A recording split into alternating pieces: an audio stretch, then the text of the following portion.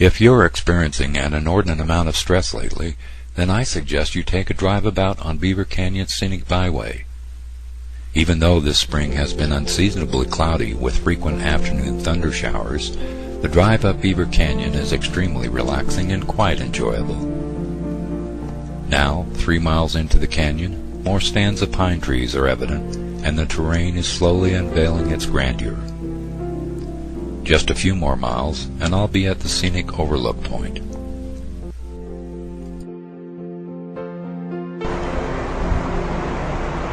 Okay, I'm about 2 miles above Mahogany Grove campgrounds and picnic area, and I'm looking over the spectacular overlook, panning now toward the bottom of the canyon and toward Beaver.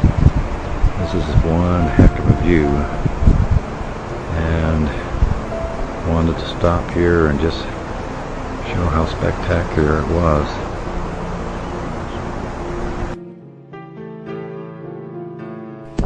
Just a few additional miles from the scenic overlook, and where Utah Highway 153 levels off, you'll see the Merchant Dam. It is really picturesque, and often you can observe people fishing from its banks.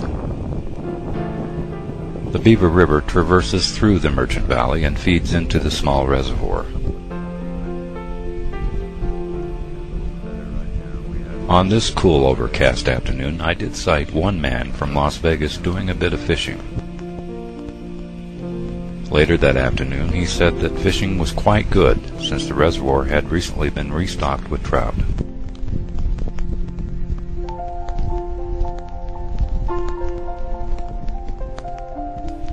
After I left the Merchant Dam, I proceeded along the scenic byway through the lower portion of the Merchant Valley, and then upwards about 3 miles to the cutoff road leading to Three Creeks Reservoir, a favorite of boaters and fishers.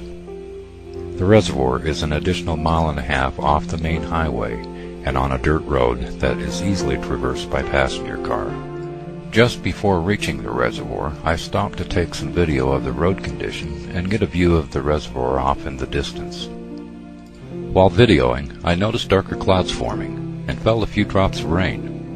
Could it be the weather forecast called for moderate rain, and that is why I had not encountered more people?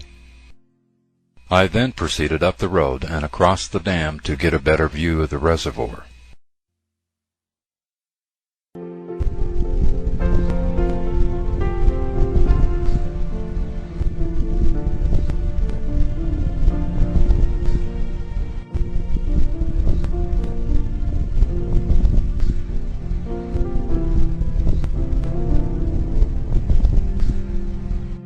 This is really a pretty reservoir. I can see why a lot of people like to come up here.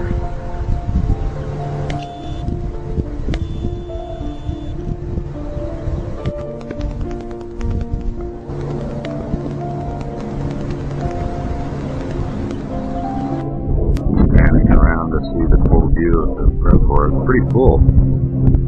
Almost over the spillway. And we got a plane going over. Up here.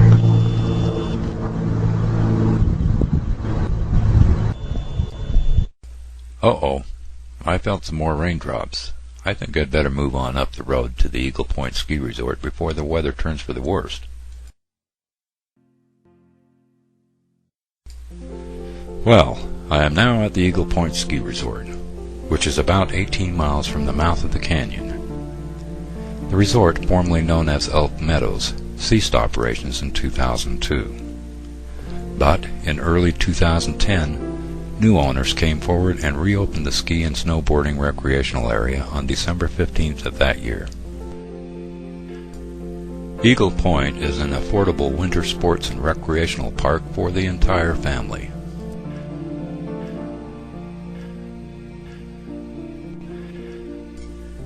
In and around the newly improved resort, there are a number of private homes and cabins, as well as condominiums for out-of-town skiers.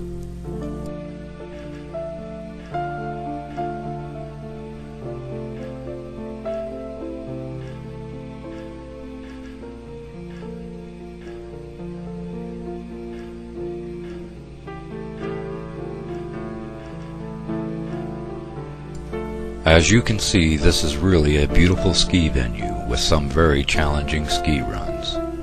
The area is part of the Tushar Range, which includes Delano Peak at 12,174 feet and two other majestic mountains, Mount Holly and Mount Baldy. After a successful first winter season, it's going to be exciting to see how popular Eagle Point becomes over time.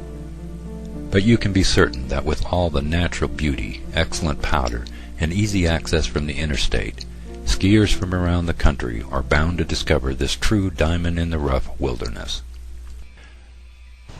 From here, I'm going to drive on up the highway about 5 miles and shoot some video at Puffer Lake. The south end of the lake is adjacent to the highway, but I want to take the cutoff road that leads to the north shore. It's been several years since I visited the lake on that side, and as I recall, it's quite pretty. Boy, what a pretty scene with all the green grass, the lake, and the pine-covered hills. Although it's the last of June, it's not very warm. But of course, you get up here at over 9,000 feet, and you're in the high country. I'm still amazed that I haven't seen more people out fishing or just touring the area. But then again, I'm here on a weekday, and the weather is overcast and cool. It will be different this weekend, with warmer temperatures and sunny skies forecast. Then the hills will be alive with people and the sounds of excitement. Before it gets any later, I'm going to go on down the canyon and check out the Ponderosa picnic area that I noticed earlier this morning.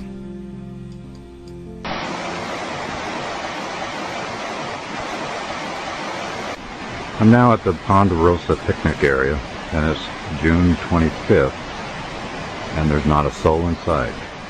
This is an exceptional picnic area, and I'm going to go over to the picnic region itself, where the tables are, across a little footbridge, and look around.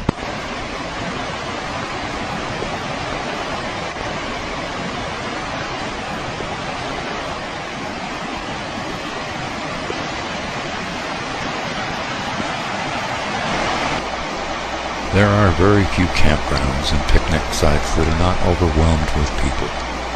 Yet here in Beaver Canyon, you are surrounded by a pristine forest setting, a feeling of seclusion, and the sounds of the Beaver River running down the canyon. Really pleasant.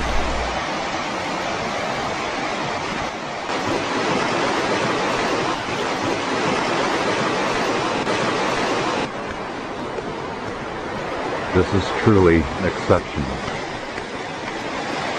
I'm now walking over to where the tables are, and this is really a well-kept picnic area. It's cared for. You can tell it's clean. I'm sure a lot of the people that come here take special note to pick up their trash and belongings, but then the Forest Service really does maintain this area really well. This is the Fish Lake National Forest that we're in. You can see why they call it the Ponderosa picnic area. You got some big Ponderosa pines here, and it is just gorgeous. What a great place to just relax. And here you have a badminton court and some more tables, and then looks like even a little amphitheater of bleachers up there, and no one's in sight. They charge $5 per car to come in and have their picnics. So if you're in the area, you might try coming up to the Ponderosa picnic area. It's only about 10 miles east in Beaver Canyon from downtown Beaver City.